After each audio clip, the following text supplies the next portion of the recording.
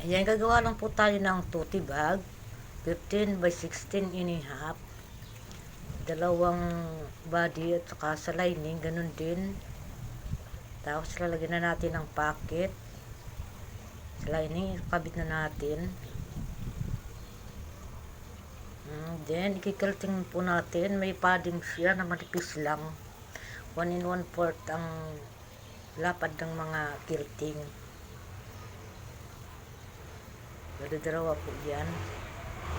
Gawa tayo ng guide, 1 and a half. Yung manipis lang na alambre. Para pantay-pantay ang pagkakakilting.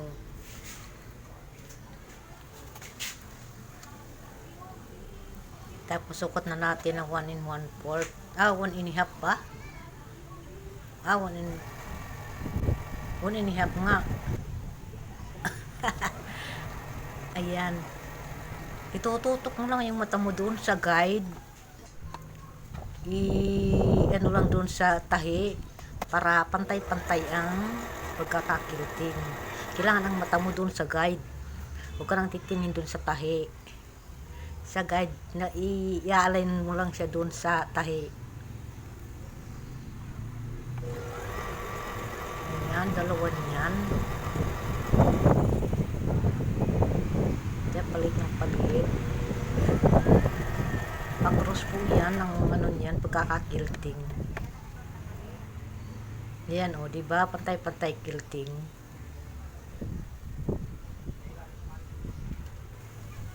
Ayan. Ngayon, nakakabit na yung pocket. I-close natin yan. Magtitira tayo ng butas. Para sa pagbaliktad mamaya. Yan na. Hindi na nakita ng pagtay kasi ang haba ng video. Diyan ayaw nang mag-upload. Ayan, itatatayin na natin yan. 3 gilid.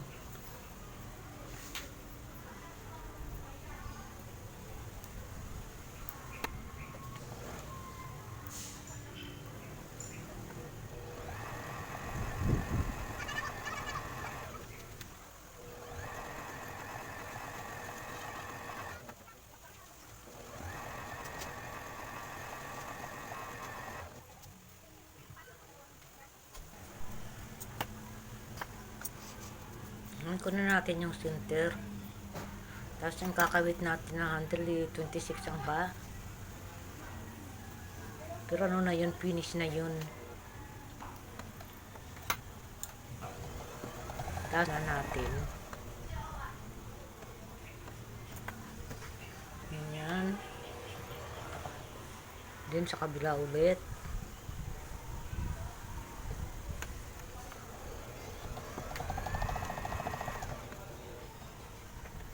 Iba-back stitch po natin para matibay ang pagkakaan. Yan, ipapull na natin yung kanto, paro. Pati sa lining, ganun din.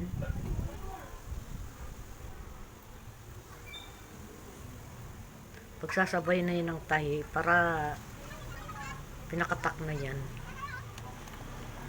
Para hindi gumalaw. Pag halimbawa may nakalagay sa loob, may kududukutin ka, minsan sumasama ang lining. Ayan, hindi na sasama. Ay, kailangan ganyan ang style niyan. Tak. Then, putulin na.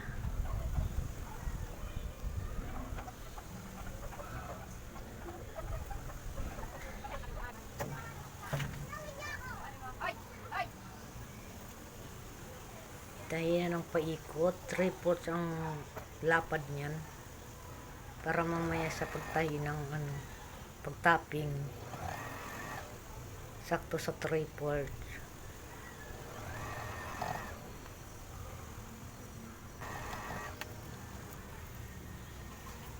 Yan, balagtarin na natin.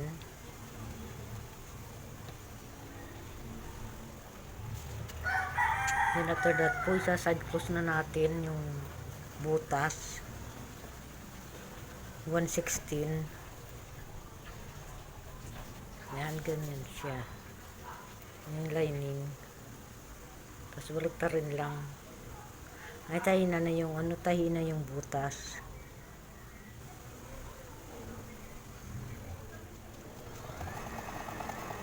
Then after that po, itapping na yung paikot sa may handle.